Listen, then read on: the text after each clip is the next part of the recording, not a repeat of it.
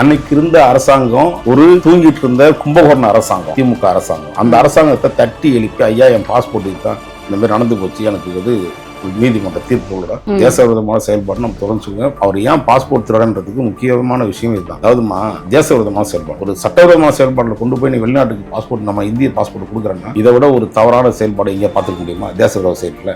So அது ஒன்று. கடந்த ஆட்சியில் ஒரு கும்பகோணம் ஆட்சி இருந்தது, திமுக ஆட்சி. அப்போ நீங்கள் கோடி கோடியாக குவிச்சு வச்சு அடிச்சிங்க, அதிகாரத்தை துஷ்பிரயோகம் பண்ணீங்க. இப்போ அதே மாதிரி பண்ண முடியும்னு நினைக்கிறீங்களா? விட்டுருவாங்களா? ஒண்ணு இல்ல, வாய்ப்புகள் விட விழுப்பமா? நம்மளே நினைச்சா கூட நம்ம முதல்வர் வந்து விட மாட்டாங்க.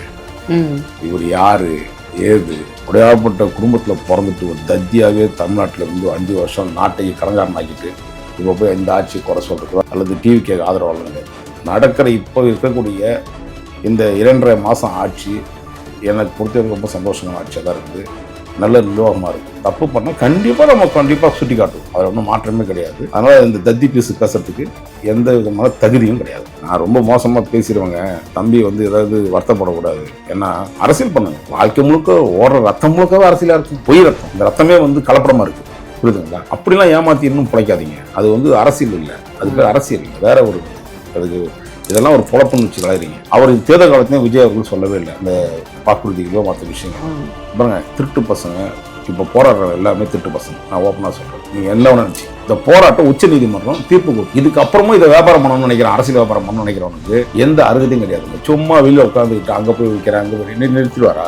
வரமோ சட்ட நல்லா இருந்துச்சு, காருக்குள்ள இறங்கி கீழே வரும்போது கிழிச்சிட்டு வந்து இறங்கிட்டு சண்டைலாம் சட்டை கிளியும் அப்படின்னு ஒரு வீட்டில் வச்சாரு. நிச்சயமா சொல்றேன், நம்ம சிஎம் வந்து அதில் ரொம்ப தெளிவா இருக்காரு. வாய்ப்பு இல்லையா ராசா? வாய்ப்பு இல்லவே இல்லை. நீ எதிர்பார்த்தாலும் கூட நாங்க விட மாட்டோம். 2 வருஷம் அவருக்கு பெரிய உச்சமான பதவி ஒண்ணு காத்திருக்கு. அந்த உச்சமான பதவி புழல் சிறைச்சாலையில் இருக்கக்கூடிய சிறைவாசியா இருப்பார். அவரும் அருணும் இருப்பார். இன்று நமது நேர்காணலில் சிறப்பு விருந்தினர் விசில் ப்ளோயர் மூத்த பத்திரிகையாளர் வாராகி அவர்கள் நம்மளுடன் இருக்கிறார். சார் வணக்கம். வணக்கம். நம்ம ஏற்கனவே பேசியிருக்கோம், இன்னைக்கு நம்ம பேச வந்த விஷயமும் அதுதான். கோவப்படுத்துறேன்னு நீங்க தப்பா எடுத்துக்க வேண்டாம். நம்மளுடைய 2 பெயர் கொண்ட டேவிட்சன் தேவாசீர்வாதம் அவர்கள் வந்து, நான் உளவுத்துறை டிஜிபியா தான் உட்கார்ந்துட்டு தான் போவேன் என்னோட ரிட்டைர்மெண்ட்டுக்கு முன்னாடி அப்படின்னு வந்து ஒத்த கால்ல நிக்கிறதா வந்து ஒரு செய்தி இருக்கு. நீங்க கூட அவரு தலைமைச் செயலகத்துல இருக்கக்கூடிய முக்கியமான தலைவர்கள் எல்லாம் பாக்குறாருன்னு நீங்க போன நேர்காணல்ல சொல்லியிருந்தீங்க. அதுக்கு என்ன காரணம்? எதுக்காக அவர் போய் சந்திக்கிறாரு? தலைமைச் செயலகத்துக்கு சந்திக்கக்கூடிய அதிகாரிகளை விட தலைமைச் செயலகத்திற்கு அதிகாரிகளுக்கு ஆசீர்வாதம் பண்ணக்கூடியவர்களை அழைத்து கொண்டு போறது தான் முக்கியமான வேலையா பாக்குறாரு.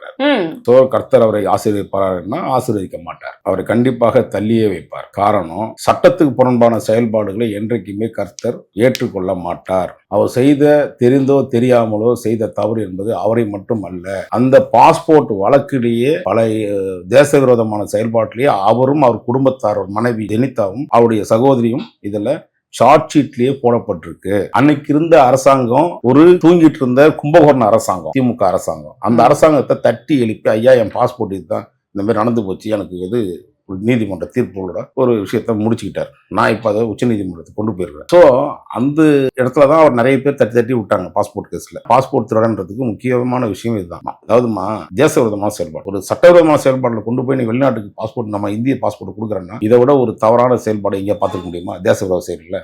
ஸோ அது ஒன்று. 2வது, அவரை ஆசீர்வதிக்கிறவங்களை கூட்டு போய் ஆசீர்வதிப்பாருன்னா நிச்சயமா கர்த்தர் பண்ண மாட்டார். காரணம் என்னன்னு கேட்டீங்கன்னா, நீ பல குடும்பங்களை அழித்தவர். ஐயோ, அவர் வந்து அழித்தவர். அவர்லாம் என்ன வெளியில் வருத்தப்படுறாங்க, அதனை அவர் நண்பர்கள்லாம் பேசினாங்க, இல்லை பாருங்க அவரு இவரு பண்ணிட்டீங்க அப்படின்ட்டாங்க. நான் அன்பின் பால் சொல்லியிருக்கேன், அருணையும் நான் அன்பால தான் சொல்லியிருக்கேன். அவன்ன்றது வந்து எனக்கு பொறுத்தவரை என்னன்னா அவர் மேல இருக்கிற அன்பு, பாசம், புரியுதுங்களா? இப்போ நம்ம டே முருகா என்னை காப்பாத்துறான்னு கேட்கறோம், அந்த மாதிரி ஐயா அருணே அப்படின்னு கேட்கறோம், நாயத்தை தானே கேட்கறோம். அந்த மாதிரி அன்பின் பார்ல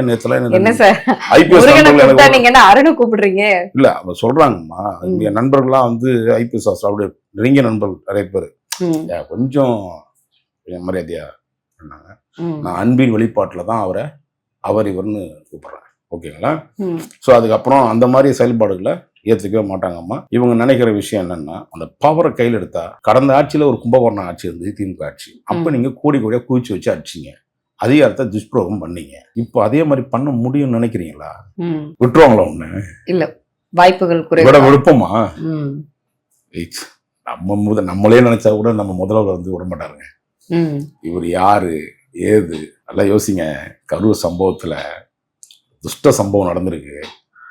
அப்படியே இவர் போய் அங்க நேரா இவரும் அந்த ஐஏஎஸ் ஆஃபீஸர் அமுதாவும் போய் நின்றுக்கிட்டு விபரீதமான ஒரு ஆக்சிடென்ட், அதாவது என்ன விபத்து, அந்த விபத்து என்பதை எப்படி திணிச்சாங்கன்னா விஜய் தான் குற்றவாளின்னு ப்ரூவ் பண்ணிட்டாங்க. ஒரு ஆபீசர்ஸ் அந்த மாதிரி சொல்லவும் கூடாது. இப்படியாப்பட்ட ஒரு அதிகாரிய ஒரு திமுகவுடைய மாவட்ட செயலாளர் மாதிரி ஒரு அமுதா ஐஏஎஸ் மிகப்பெரிய விஷயம் பண்ணாங்க. அப்புறம் போய் நம்ம சிஎம் வாய்ப்புகள் கம்மிதான். நிச்சயமா சொல்றேன், நம்ம சிஎம் வந்து அதுல ரொம்ப தெளிவா இருக்காரு. வாய்ப்பு இல்லையா ராசா, வாய்ப்பு இல்லவே இல்லை, நீ எதிர்பார்த்தாலும் கூட நாங்க விட மாட்டோம். இன்னும் 2 வருஷம் தான் அவர் சர்வீஸ் இருக்கு. 2 வருஷத்துல அவருக்கு பெரிய உச்சமான பதவி ஒண்ணு காத்திருக்கு. அந்த உச்சமான பதவி புழல் சிறைச்சாலையில் இருக்கக்கூடிய சிறைவாசியா இருப்பார். அவரும் அருணும் இருப்பார். இன்னைக்கு நீங்க சொன்னது போலவே அந்த ஐஏஎஸ் ஐபிஎஸ் ஆபீசர்ஸ் எல்லாம் சேஞ்ச் பண்ணாங்கல்ல சார், நம்ம அதை பத்தி நம்ம ஏற்கனவே பேசியிருந்தோம். ஆனா இன்னைக்கு அந்த மாற்றம் செய்த ஆபீசர்ஸ் எல்லாத்தையுமே கூப்பிட்டு ஒரு வார்னிங் கொடுத்திருக்கிறதாக தலைமைச் செயலகத்துல ஒரு செய்தி வெளியாயிருக்கு. நான் வந்து ஊழல் இல்லாத ஆட்சி கொடுக்கணும்னு ஆசைப்படுறேன், அப்படி இருந்தா கண்டிப்பா வந்து போஸ்டிங்கே இருக்காது அப்படிங்கிற மாதிரி வந்து அமைச்சர்களுக்கு மட்டும் இல்ல, ஐஏஎஸ் ஐபிஎஸ் ஆபீசர்ஸ் கூட நெருக்கமானவர்கள், அதாவது ராதாகிருஷ்ணனை மாற்றத்திற்கான காரணமும் இதுதான் அப்படிங்கிற ஒரு செய்தி இருக்கு.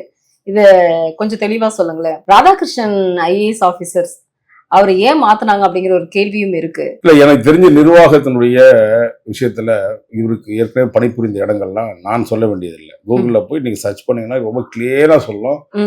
பெரும்பாலும் அதாவது குற்றச்சாட்டுல யாரு மேலும் கை வைக்கிறவங்க இத்தனை ஆண்டு காலம் அவர் சர்வீஸ் பண்ணிருப்பார். கிட்டத்தட்ட 29-30 ஆண்டு காலம் சர்வீஸ் பண்ணிருப்பாரு. அந்த சர்வீஸ் ரெக்கார்ட்ல நான் வந்து நல்ல விஷயத்த முதல்ல பாக்குறேன்.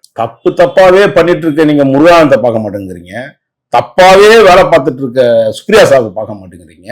தப்பு, இதுதான் தப்புன்னு தெரிஞ்சே வந்து இதெல்லாம் வந்து சட்டவிரோதமான செயல்பாடுன்னு தெரிஞ்ச இவரை விட்டுறீங்க, அருணை விட்டுறீங்க, ஐயா ஆசீர்வாதத்தை விட்டுறீங்க. ஒரு வந்து இன்னும் வேற தெரியுமா, செப்டம்பர் மாசம் அவர் வந்து ரிட்டையர்டுங்க, அதான் உண்மை. அவரை வந்து நீங்க அவரை வெளியில அனுப்பணும், அலிகேஷன் சொல்லணும். அதுக்கு என்னன்னா எனக்கு தெரிஞ்ச ஒரே விஷயம், அவர் பண்ண ஒரே அலிகேஷன் என்னன்னு கேட்டினா, இந்த ஆட்சியை வந்து நிர்மல்குமார் சொன்ன விஷயத்த அவர் செய்யல, அதான் அதுக்கு முன்ன அலிகேஷன். அதனாலதான் சேஞ்ச் பண்ணிட்டாங்களோ? நிர்மல்குமார் சட்ட சிக்கல் இல்லாத விஷயத்தெல்லாம் சொல்லியிருந்தாருன்னா செஞ்சு கொடுத்துருப்பாங்க. ஏற்கனவே அவருக்கு என்ன நம்பிக்கைன்னா விஜய் அரசு மேல, வேற ஒண்ணுமே கிடையாது. நீங்க யார் வந்தாலும் எனக்கு டம்மியா போட்டாலும் ரம்மியா போட்டாலும் ஒரே மாதிரி தான் சம்பளம் கொடுப்பாங்க ஐஏஎஸ் ஆஃபீஸருக்கு. அதனால அந்த மாற்றம் வந்து அவருக்கு இன்னும் 2 மாசத்துல அவர் ரிட்டையர் ஆக போறாரு. ஒரு ஈபின்றது எவ்வளவு பெரிய துறை. நிச்சயமா நீங்க சாதாரணமா ஒரு 10 நாள் 15 நாள் நம்ம திணறிட்டோம் கரண்ட் இல்லாம தமிழ்நாடு மக்கள். அது நிர்மல்குமார் அவர்கள் அமைச்சர் பண்ண தவறுதலான விஷயத்தினால் ஏற்பட்ட விளைவு. இப்போ இவருக்கு இந்த 2 மாசத்துல அவர் கொடுக்க போற விஷயம் என்ன, இப்போ ரிட்டையர்மெண்ட். எவ்வளவு பெரிய துறையை வந்து திடீர்னு ஒரு ஆளை கொண்டு வந்து ரிட்டையர் பண்ணி கொண்டு வந்து உட்கார வச்சிங்கன்னா என்ன ஆகும்?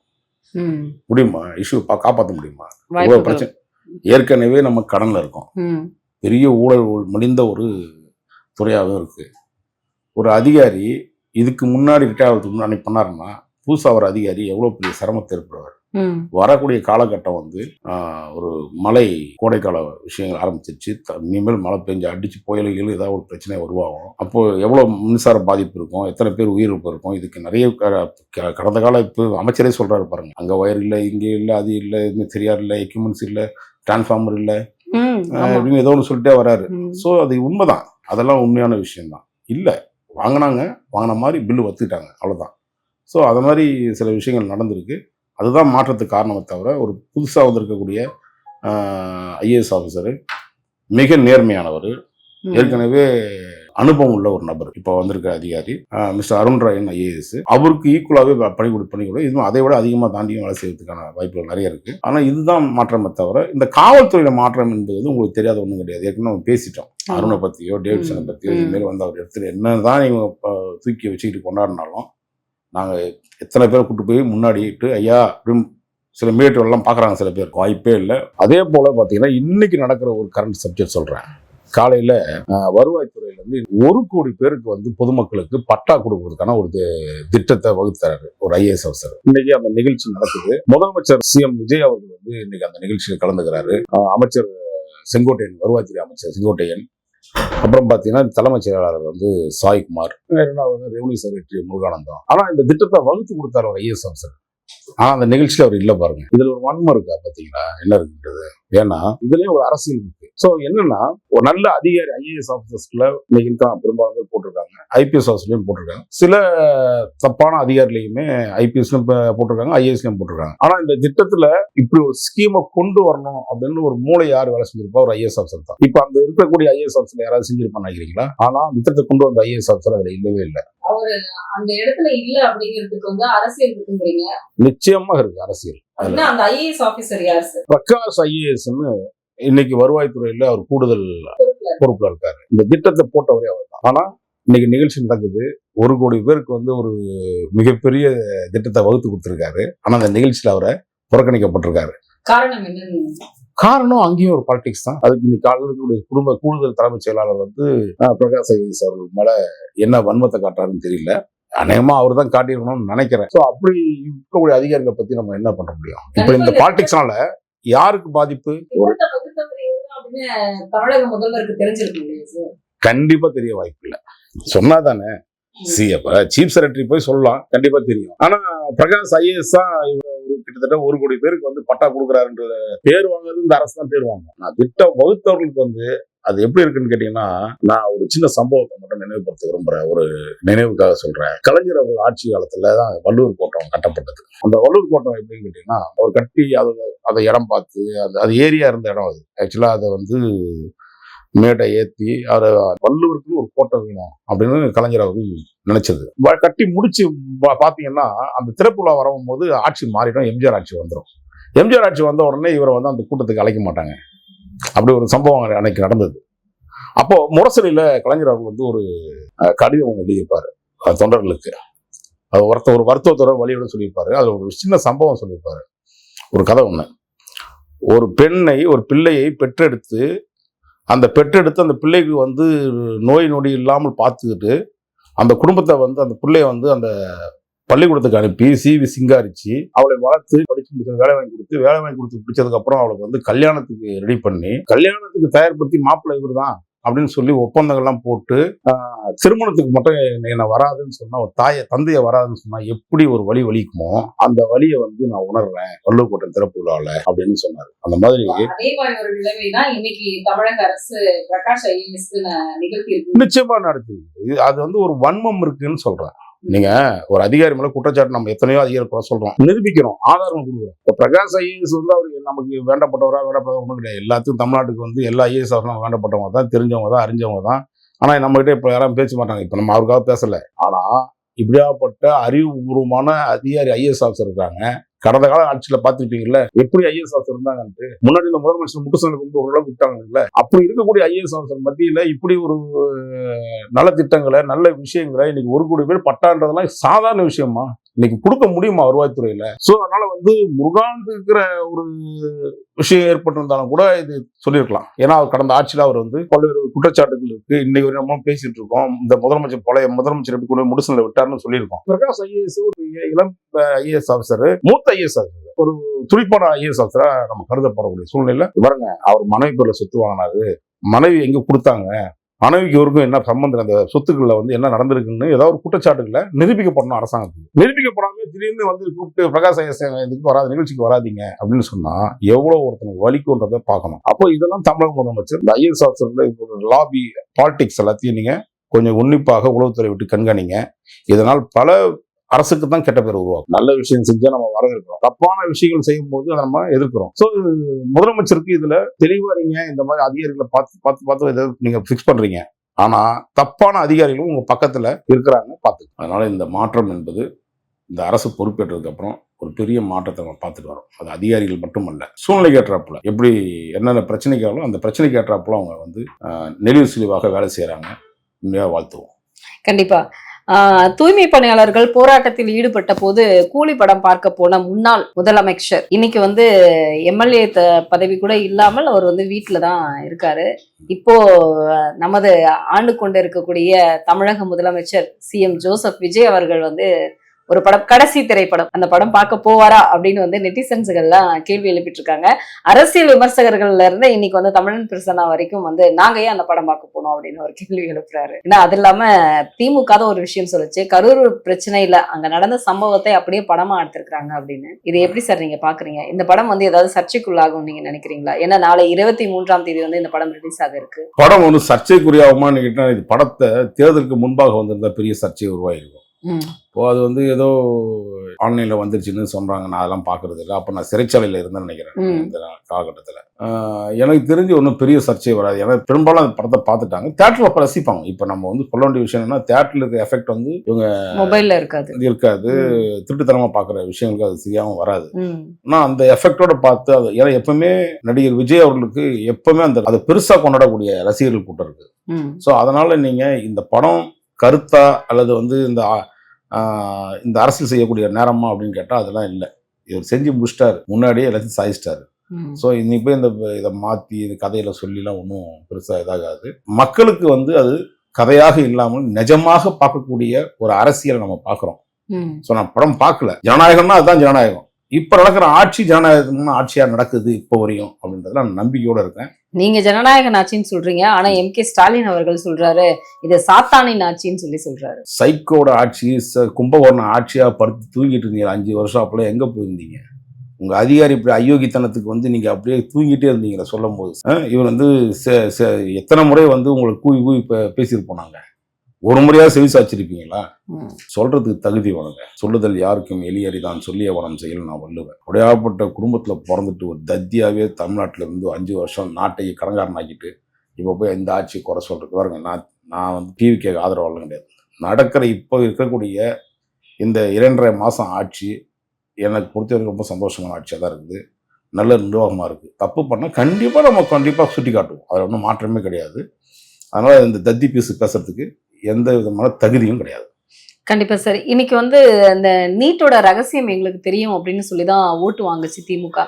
ஆனா இன்னைக்கு இருக்கக்கூடிய சூழ்நிலையில நீங்க கேள்விப்பட்டிருப்பீங்கல்ல, அந்த கரப்பான் ஜனதா பார்ட்டி அப்படின்னு சொல்லிட்டு ஒரு இன்னைக்கு டெல்லியில போராட்டம், பெரிய ஒரு போராட்டமாக நடந்துட்டு இருக்கு. இன்னைக்கு சென்னையிலயுமே வந்து அது வந்து ஒரு பெரிய போராட்டமாக ஆவதற்கு ஒரு வாய்ப்புகள் இருக்கு. ஆனா திமுக வாய் பேசல, இப்போ காங்கிரஸ் வாய் பேசல. அங்க பேசுறாங்க, ஆனா பெரிய அளவில் இல்ல. அங்கேயும் இருக்கக்கூடிய திமுக பார்லிமெண்ட்லயும் பேசல, அவங்க எஸ்கேப் ஆயிட்டாங்க அப்படிங்கிற மாதிரிதான் ஒரு செய்தி இருக்கு. இந்த நீட் தேர்வுக்காக இப்போ திருக்குறள் அறிவு அவர்கள் வந்து நேற்று போராட்டம் பண்ணார்ல சார், இது வந்து இந்த இடத்துல தாவேகா ஆட்சி என்ன மாதிரியான ஒரு நிலையை கையில எடுக்கும்னு நீங்க நினைக்கிறீங்க சார்? ஒரே ஒரு விஷயம் போல சொல்றேன். கடந்த ஆட்சியில வந்து இந்த நீட்டுக்கான ரகசியம் தெரியும்னு சொன்னாங்க. ஆமா, இன்னைக்கு ஆட்சி முடிஞ்சு வேற ஆட்சி வந்துருச்சு. சொன்னது நீங்க, சீட்டிங் பண்ணது நீங்க தான். 420 வேலை பார்த்தது உதயநிதி தான். இல்ல, கொண்டு வந்ததே திமுக காங்கிரஸ் தான். இது நம்ம நிறைய வாட்டி சொல்லிட்டோம், இது மக்களுக்கே தெரியும். அதை விட பெரிய சீட்டிங் பண்ணது இவருங்க. சட்டத்தை வந்து ஏற்றுறாங்க, அதுக்கு ஆதரிச்சு முடிச்சதுக்கு அப்புறம் வந்ததுக்கு அப்புறம் நான் எதுக்குறேன், ஆளுங்கட்சி மத்திய அரசு கட்சி மாறின உடனே, ஆட்சி மாறின உடனே இவங்க வந்து மாத்திட்டாங்க. இப்போ மத்திய அரசால இதுல இருந்து வெளியே விலக்கலாம் கிடையாது, கண்டிப்பா வெளியில போறது இல்லை. உச்ச நீதிமன்றம் தீர்ப்புகளையும் கொடுத்துருச்சு. சும்மா நடக்காத விஷயத்துக்கு ஏதோ ஒரு பாவம் அறிவு கட்டத்தனமா வந்து இங்க போராட்டம்ன்ற போர்வு இல்லை. நீங்க அவரு வந்து சிஎம் அன்னைக்கு நடிகராக இருக்கும் போது அந்த அனிதா அவர்களுடைய வீட்டுக்கு போன மாணவி வீட்டுக்கு இந்த இறப்புக்கு போய் துக்கம் விசாரிச்சாரு. அது ஒரு சூப்பர் ஸ்டார் நடிகனா இருக்கும் போது செஞ்சது. இன்னைக்கு அரசியல்வாதிலாம் மாறிட்டாரு, அதிகாரத்தை கைப்பற்றிட்டாரு. இல்ல அந்த கேள்விக்கு வந்து என்னுடைய மறுப்பு கேள்வி என்னன்னா, அனிதாவும் என்னுடைய தங்கை வந்து வித்யா, சரிங்களா, அவருடைய தங்கை, விஜயோடைய தங்கை, அந்த இறப்பு ரெண்டுமே வந்து நான் ஒன்றாக தான் பார்க்கிறேன்னு சொன்னவரு, நீட்டுக்கு நானும் எதிர்ப்பு தெரிவிப்பேன் அப்படின்னு சொன்னவர் இப்போ வரைக்கும் வாயே பேசலையே. நான் கூட தான் எதிர்ப்பு தெரிவிக்கிறேன், நீங்க கூட தான் எதிர்ப்பு தெரிவிக்கிறீங்க. சட்டம் வந்துடுச்சு, அதனால என்ன பாதிப்பு ஏற்பட்டுச்சுன்னு. அப்படின்னா இந்த அரசும் நீட்டை வச்சு அரசியல் பண்ணுதா? இல்லைங்க, அவர் எப்ப இந்த தேர்தலுக்கு முன்னாடியே சொல்றேன். அப்ப அன்னைக்கு ஒரு ஒரு வெற்றி கழகத்துடைய தலைவராக, தமிழக வெற்றி கழகத்தின் தலைவராக விஜய் அவர்கள் இருந்த காலகட்டத்தில இருந்து நான் நீட்டை ஒழிப்பேன்னு ஒரு திருட்டு பையன் முன்னாடி சொன்னான்ல, நான் வந்து அந்த ரகசியம் நான் கையில வச்சிருக்கேன்ட்டு எவனா ஒருத்தன் போய் திரும்ப கேள்வி கேட்டானுங்களா? கேட்டா அதுக்கு என்ன சொன்ன அந்த அர்த்தம் பாருங்க. வந்து போராட்டம் நடத்துவான்னு சொன்னாரு. ரொம்ப எனக்கு சில நேரங்கள்ல நான் சொல்லல சார், அவர் சொன்னாரு, உதயநிதி சொன்னாரு. நான் ரொம்ப மோசமா பேசிடுவேங்க தம்பி, வந்து ஏதாவது வருத்தப்படக்கூடாது. ஏன்னா அரசியல் பண்ணுங்க, வாழ்க்கை முழுக்க ஓடுற ரத்தம் முழுக்கவே அரசியலா இருக்கும். பொய் ரத்தம். இந்த ரத்தமே வந்து கலப்படமா இருக்கு. புரியுதுங்களா? அப்படிலாம் ஏமாத்தி இன்னும் பிழைக்காதீங்க. அது வந்து அரசியல் இல்லை. அது பேர் அரசியல் இல்லை, வேற ஒரு இது. அதுக்கு இதெல்லாம் ஒரு பொழப்புன்னு வச்சு விளையாடுறீங்க. என்ன விஷயம்னா, அவர் தேர்தல் காலத்தையும் விஜய் அவர்கள் சொல்லவே இல்லை. இந்த வாக்குறுதிகளோ மற்ற விஷயங்களோ பாருங்க. திருட்டு பசங்க இப்போ போராடுற எல்லாமே திருட்டு பசங்க. நான் ஓப்பனாக சொல்றேன். நீங்க என்ன நினைச்சு இந்த போராட்டம் உச்ச நீதிமன்றம் தீர்ப்பு கொடுத்துச்சு. இதுக்கப்புறமும் இதை வியாபாரம் பண்ணணும்னு நினைக்கிறேன், அரசியல் வியாபாரம் பண்ணணும்னு நினைக்கிறவனுக்கு எந்த அருகதையும் கிடையாதுங்க. சும்மா வெளியில உட்காந்துக்கிட்டு அங்க போய் விற்கிறேன் அங்க போய் நிறுத்திடுவாரா? அது வந்து ஒரு சதிகார கூட்டம் வந்து சுத்துது. ராகுல் காந்தி போராடுறதுக்கு என்னங்க தகுதி இருக்கு? முதல்ல என்ன தகுதி இருக்கு ராகுல் காந்திக்கு? இருக்கிற விஷயத்த பண்ணதே உங்க கவர்மெண்ட்ல தான். மக்கள் முதல்ல அவர் சேர்த்து விட்டாங்க பாத்தீங்களா? ராகுல் காந்தியா கூட ஏய் நீ யார் தெரியும் எங்களுக்கு உண்மையான முகம் தெரியும், எனக்கு நீ கிளம்புன்னு திட்டாங்க அந்த மாணவர்கள். சோ எனக்கு உண்மையா அந்த மாணவர்களுடைய போராட்டத்தை கூட நான் கொச்சப்படுத்த விரும்புறீங்க. ஆனா அவனுக்கு இன்னொரு ஏமாத்திட்டு இருக்கான். அவனுக்கு டிராமா பண்ணி அவனுக்கு வந்து ஸ்கிரிப்ட் கொடுத்து இந்த மாதிரி பண்ணுங்கன்னு சொல்லிட்டு இருக்கான் பாத்தீங்களா? இந்த அயோக்கியர்களை தாங்க நம்ம வந்து அப்படின்னா அந்த கூட்டத்திலயும் வந்து போலியான கரப்பான் பூச்சிகள் இருக்காங்க. நான் கரப்பாம்பூச்சி இயக்கத்தை நான் வந்து தவறா சொல்றேன். கரப்பாம்பூச்சி சாதாரண சார், போராடுபவர்கள் உண்மையான இளைஞர் கரப்பான் பூச்சிகள், ஆனா போலியான கரப்பான் பூச்சிகள் இருக்காங்கன்னு நீங்க சொல்ல வரீங்களா? இல்ல, நான் போலியான கரப்பாம்பூச்சி, ஏன்னா கரப்பாம்பூச்சி எங்க இருக்குன்னு நமக்கு தெரியும். அது ஒரு கரப்பாம்பூச்சி வந்து என்ன பண்ண நச்சு பண்ணும் நம்மள, புரியுதுங்களா? ஆனா அந்த நச்சுலாம் பண்ணக்கூடாது. நச்சுன்னா அது உண்மையா இருக்கணும். உண்மையாவே நீ வந்து ஏதாவது தொட்டு அது ஏதாவது பாதிக்கப்பட்டா நீங்க செய்யலாம். நீட்டு தேர்வு என்பது உச்ச நீதிமன்றமாக தீர்ப்பே வழங்கப்பட்டு கூட அது நடைமுறைக்கு வந்து போயிட்டு இருக்குது. நான் கேட்கிறேன், இந்த அறிவு கட்ட அறிவா 50 நேரம் சொன்னீங்க ஒருத்தர் அறிவு காவிரி பிரச்சனைக்காக எதுக்காக கேட்டியா? இல்ல, ஏதாவது எதுக்காக பண்ணியா? அவர் பேச்சு கேட்கணும்ல. நீ ஏதோ ஒரு சமூகத்தை திருப்திப்படுத்துக்காக வேலை பார்த்துட்டு இருக்க. நான் இந்த சமுதாயமே விடிவாயணுன்றது விஜய் வேலை பார்த்துட்டு இருக்கேன். உங்களுக்கு வித்தியாசம் வேணாமா? நிச்சயமா ஜோக். ஆனா ஒரு விஷயம் புரிஞ்சுக்கங்க, இவனுங்க நீங்க டீச்சர் போராட்டம், நர்ஸ் போராட்டம், டாக்டர் போராட்டம், தூய்மை பணியாளர் போராட்டம், இப்படி பல போராட்டங்களை வந்து செவி கொடுத்து கும்பகரணம் போல தூங்கிட்டு இருந்த திமுக அரசுல ஒரு பையன் என்னன்னு கூட கேட்கல, பிடிச்சி உள்ள போட்டுருவாங்க. அப்படிதான் இருந்துச்சு கடந்த ஆட்சியில். நம்ம அமைச்சர் ஆதவ அர்ஜுனா அந்த பையன் சின்ன பையனா இருந்தாலும் கூப்பிட்டு வந்து தட்டி முதல் தட்டி, தம்பி ராஜா நாங்க இருக்கோம், நீ அதெல்லாம் பண்ண வேண்டாம், நீ போ வீட்டுக்கு போய் ராஜா அப்படின்னு சொல்ற விதமா சொல்லி புரிய வச்சிருப்பாங்க அவருக்கு. அதனால இது ஒரு ஒரு கும்பல் சுத்துது. ஏன் அமைதி குலைக்கணும் இந்த அரசாங்கத்துல அப்படின்னு நினைக்கிறேன். சரிங்க சார். சேகர் பாபு எங்க போயிட்டாரு? கோயிலா போனதா கேள்வி. கோயிலாவா? ஆமா, 10 நாளுக்கு முன்னாடி வந்து அந்த ஃபுட் மசாஜ் பண்ணாராம். இல்ல, இந்த மேயர் பிரியாவினுடைய இந்த பிப்ரவரி மாசம் திமுக போட்ட அந்த 90 திட்டங்களை வந்து கேன்சல் பண்ணிடுச்சு தாவேகா அரசு. இந்த 2000 கோடி எங்க போச்சு அப்படிங்கிற ஒரு கேள்வி மேயர் பிரியா கிட்ட வந்து அந்த கேள்வியா இருக்கு. மறுமதிப்பீடு செய்யறதுக்காக தமிழக அரசு உத்தரவிட்டுருச்சு. ஆனா சேகர் பாபு காணமே. சேகர் பாபு வந்து ஒரு இடத்துல ஃபுட் மசாஜ் பண்ணிட்டு இருக்கும்போது சொல்லிட்டு இருந்தாங்க. அந்த சொன்ன நபர் வந்து கேட்டிருக்காங்க, என்னன்னு இப்பதானே பண்ணிட்டு போனோம், உடனே கூப்பிடுறீங்க? இல்லப்பா, அடுத்த வாரம் நான் வெளியூர் போறேன் அப்படின்னாராம். கோயிலா போலான்னு இருக்கேன் அப்படின்னாராம். ஸோ அதனால அங்க போயிருப்பாருன்னு நினைக்கிறேன். ஓடிலாம் போக மாட்டாங்க அவர். அங்க நீங்க அவரை மாதிரி நீங்க நினைக்கிற மாதிரி தப்பு. அந்த மாதிரி அப்ப நினைக்கவும் கூடாது, புரியுதுங்களா? எங்க அண்ணன் சேகர் பாபு கிங் அவரு இந்த தமிழ்நாட்டு இல்ல சென்னையில இருக்கக்கூடிய அத்தனை குளத்தூர் விநாயகர் பாருங்க, குளத்தூர் விநாயகர் காப்புல கோச்சி பாப்புல. அப்புறம் தமிழக அரசு ஐயா, எங்க சென்னை மாநகர கமிஷனரு பாத்துங்க, குளத்தூர் விநாயகர் இருக்காரு, மறந்துடாதீங்க. அவரை பிடிச்சிங்கன்னா இவர் எங்க இருக்காருன்னு தெரிஞ்சிடும். இல்ல, அதுதான் சார். இப்ப மேயர் பிரியாவுக்கும் தெரியல அப்படிங்கும் போது நீங்க சொன்ன மாதிரி வந்து குளத்தூர் மேயர் பிரியாவுக்கு எப்படி தெரியுங்க? என்னங்க மேயர் பிரியாவுக்கும் அவங்களுக்கு என்னங்க ஒரு ஒண்ணும் கிடையாதுங்க. அந்த இதுவும் அதுக்கு சம்பந்தம் இல்லாத விஷயம். மேயர் போய் ஏங்க போயிட்டு பாவம் ஏதோ தெரியாம ஏதோ சில விஷயங்கள் அதுக்கு அவர் சொன்னதெல்லாம் கையெழுத்து போட்டு ஏதோ வேலை பண்ணிடுச்சு. அதுக்குள்ள பாவம் அறியாத பிள்ளை. ஒரு நாள் நீங்க சும்மா மிரட்டி விடாதீங்க, கைதாவாங்க அப்படிங்கிறதுக்கு வாய்ப்புகள் இருக்கிறதா. குழந்தைய மிரட்டாதீங்கன்னு, குழந்தைய மிரட்டாதீங்க. மேயர் பிரியா வந்து குழந்தை, அது வந்து மிரட்டி அதான் ஏற்கனவே நிறைய பேர் மிரட்டி வச்சிருக்காங்க. ஏற்கனவே அந்த கட்சியில ரங்கநாதன் ஒரு எம்எல்ஏ எக்ஸ்எம்எல்ஏ அவர் மிரட்டி வச்சிருக்காரு. மேயரியா? ஆமா. அதனால வந்து ஒரு விஷயம் என்னன்னா, இவரு நம்ம சேகர் பாபுடைய காட்ஃபாதர் அவர் தான். அதனால அவரை நீ குழந்தையெல்லாம் மிரட்டிக்கிட்டு பார்க்கணும்னு நினைச்சீங்கன்னா விபரீதம் வேற மாதிரி இருக்கும். அப்படின்னா விஜய்க்கு சொல்றீங்களா, வார்னிங் கொடுக்குறீங்களா? அவரு சொல்லுவாங்க, அவரு சொல்லுவாருங்க. நீங்க சேகர் பாபு பத்தி உங்களுக்கு தெரியாது. அவர் சண்டைன்னா அவங்க அண்ணன் அமைச்சர் முதலமைச்சர் இருந்தார்ல, சண்டையே இல்லைன்னா சட்டை கிழிஞ்சது பாத்துறீங்களா? கடந்த முறை அதிமுக ஆட்சி காலத்தில் சட்டை கிழிச்சிட்டு வந்தாரு. வரமும் சட்டை நல்லா தான் இருந்துச்சு. காருக்குள்ள இறங்கி கீழே வரும்போது கிழிச்சிட்டு வந்து இறங்கிட்டு சண்டை இல்லைன்னா சட்டை கிளியும் அப்படின்னு ஒரு வீட்டில் வச்சாரு. அந்த மாதிரி தான். அதனால வந்து அவர் மாதிரி ஆட்களை வச்சுக்கிட்டுலாம் நீங்க பேசாதீங்க. அது என்னைக்கு இருந்தாலும் அவரெல்லாம் கைது பண்ண மாட்டாங்க. ஏன்னா அவராகவே போயிடுவார் ஜெயிலுக்கு. அதே போல பார்த்தீங்கன்னா இன்னைக்கு நடக்கிற ஒரு கரண்ட் சப்ஜெக்ட் சொல்றேன்.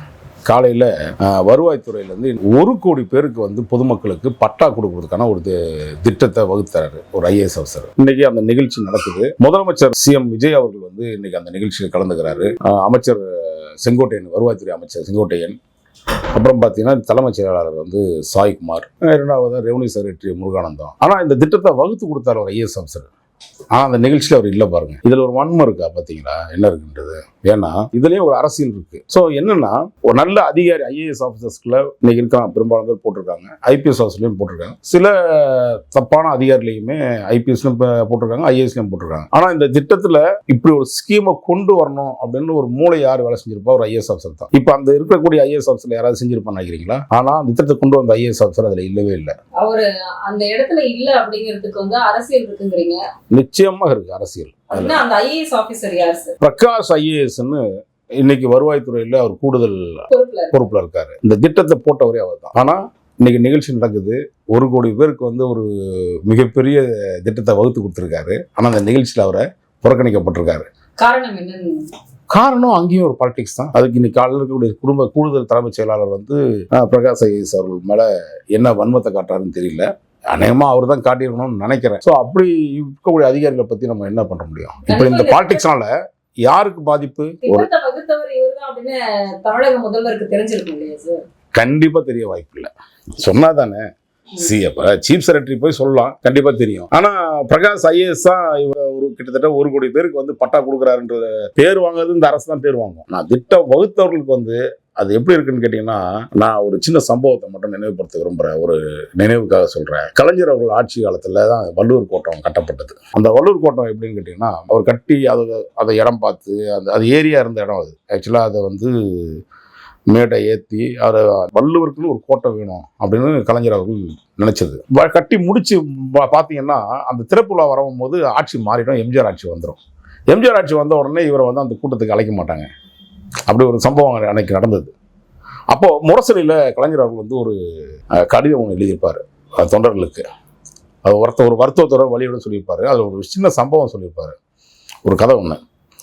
ஒரு பெண்ணை, ஒரு பிள்ளையை பெற்றெடுத்து அந்த பிள்ளைக்கு வந்து நோய் நொடி இல்லாமல் பார்த்துக்கிட்டு அந்த குடும்பத்தை வந்து அந்த பிள்ளைய வந்து அந்த பள்ளிக்கூடத்துக்கு அனுப்பி சீவி சிங்காரிச்சு அவளை வளர்த்து படிச்சு முடிச்சது வேலை வாங்கி கொடுத்து பிடிச்சதுக்கு அப்புறம் அவளுக்கு வந்து கல்யாணத்துக்கு ரெடி பண்ணி கல்யாணத்துக்கு தயார்படுத்தி மாப்பிள்ளை இவர் தான் அப்படின்னு சொல்லி ஒப்பந்தங்கள்லாம் போட்டு திருமணத்துக்கு மட்டும் என்னை வராதுன்னு சொன்னா, ஒரு தந்தையை வராதுன்னு சொன்னா எப்படி ஒரு வலிக்குமோ அந்த வலியை வந்து நான் உணர்றேன் வள்ளுவர் கோட்டம் திறப்பு விழாவில் அப்படின்னு சொன்னார். அந்த மாதிரி அதே மாதிரி ஒரு நிலைமை தான் இன்னைக்கு தமிழக அரசு பிரகாஷ் ஐஏஎஸ்க்கு நிகழ்த்தி இருக்கு. நிச்சயமா நடத்திருக்கு. அது வந்து ஒரு வன்மம் இருக்குன்னு சொல்றேன். நீங்க ஒரு அதிகாரி மேல குற்றச்சாட்டு நம்ம எத்தனையோ அதிகாரி சொல்றோம், நிரூபிக்கிறோம், ஆதாரம் கொடுக்குறோம். இப்போ பிரகாஷ் ஐஏஎஸ் வந்து அவர் நமக்கு வேண்டப்பட்டவரா ஒன்றும் கிடையாது. எல்லாத்துக்கும் தமிழ்நாட்டுக்கு வந்து எல்லா ஐஏஎஸ் ஆஃபீஸரும் வேண்டப்பட்டவங்க தான், தெரிஞ்சவங்க தான், அறிஞ்சவங்க தான். ஆனால் நம்மகிட்ட இப்போ யாரும் பேச மாட்டாங்க. இப்போ நம்ம அவருக்காக பேசலை. ஆனால் இப்படியாப்பட்ட அறிவுபூர்வமான அதிகாரி ஐஏஎஸ் ஆஃபீஸர் இருக்காங்க.